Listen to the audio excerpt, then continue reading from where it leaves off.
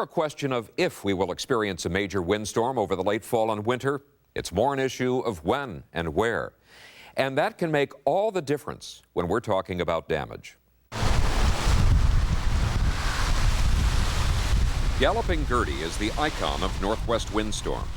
But the November 1940 storm that shattered it otherwise barely rates a notice. We're operating here by candlelight, but I can just see that wind gauge over there. It looks as though we had something over 60 on that one. There's one up over 80. At the top of the list, the Columbus Day storm of 1962. Possibly the strongest non-tropical storm to hit the United States in the 20th century. Peak gusts reached 179 miles per hour. They said it was coming, and it's here. In second place, the storm of December 2006. Winds knocked out power to more than 1 million customers, some for more than a week. These historic windstorms, or bombs as they're called, develop and strike most frequently from November to February. It's one thing to forecast a windstorm, but it's another to understand its impact on us and on our property. That's what brought us to the University of Washington's Kirsten Wind Tunnel.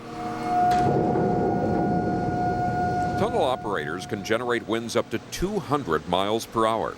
I have no plans to go that high. My goal is to show what common wind speeds look like. 10 miles per hour, the flag is beginning to extend out and rustle. We begin to see the leaves moving as well. At 20, the flag is fully extended and snapping, and the whole plant is beginning to strain.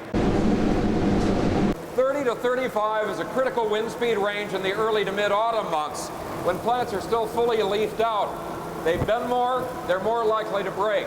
The leaves act essentially like a sail. They catch the full force of the wind and transfer it to the tree.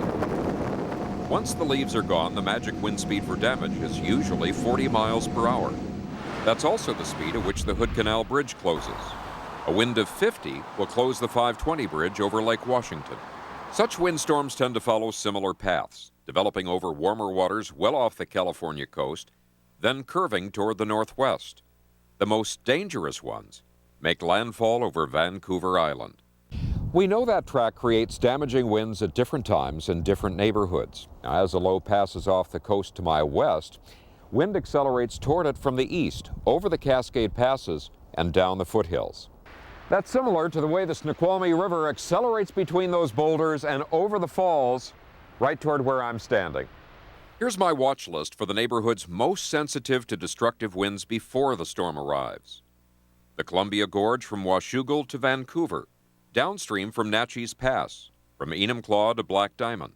The Snoqualmie River outflow from North Bend toward Issaquah. The Fraser River outflow from Linden to Bellingham. Another sensitive spot, the north end of Hood Canal. Frequently, strong westerly winds slam into Whidbey Island and from Mukilteo to Marysville.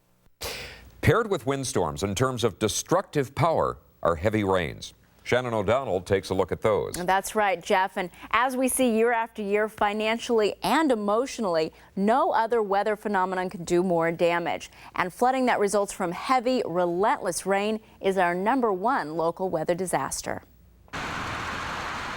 Seattle may have a soggy image, but most of us know Puget Sound rainfall as more drizzle than downpour. But when heavy rains hit, it can be disastrous.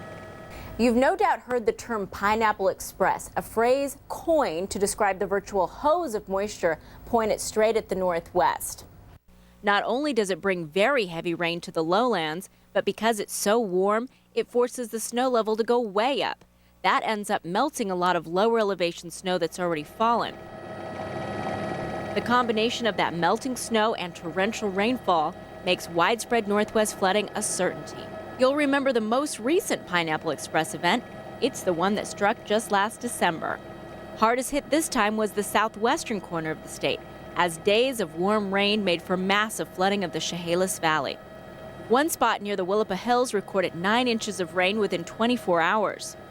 Part of I-5 was shut down as the water overtook the land, destroying countless homes and businesses. Although the Chehalis Valley bore the brunt of last year's flooding, many communities are vulnerable in such a scenario. Man-made levees like this surround most of the rivers in western Washington, but when flooding's in the forecast, you need to sandbag too. Well, we could start at the Nooksack and work all the way down to Lewis County. Okay. Skagit County is probably the second worst river on the West Coast. The Army Corps of Engineers works with dike districts around western Washington to prepare for the next round of rising water. On this crisp autumn afternoon, Eric Winters helped the Corps perfect their sandbagging technique. They'll then go on to train others in communities all around Puget Sound. Sometimes the levees and sandbags can only help so much, and the race is on to protect lives and preserve livelihoods. Raised platforms of soil called farm pads are becoming a popular means for farmers to gather livestock and machinery when all else fails. Because sometimes it really does rain too much in Seattle. Around here, snow can fall as early as October or as late as mid-April. When it does fall, it may just dust a few locations, causing minor school delays and a little bit of excitement. Other times, it can cripple cities and strand thousands. Meteorologist Chris Warren takes a look at why it can vary so widely, depending on where you live. Snow, a four-letter word and one we do not throw around lightly. It can change your plans for better or worse. When there's talk of snow, there are specific ingredients we look for. To see snow in western Washington, it's a pretty simple recipe. We need freezing temperatures and moisture. The Pacific Ocean and the Puget Sound give us plenty of moisture. Cold winter air moving south from the British Columbia interior can push us below freezing. But combining both ingredients at the same time is more difficult.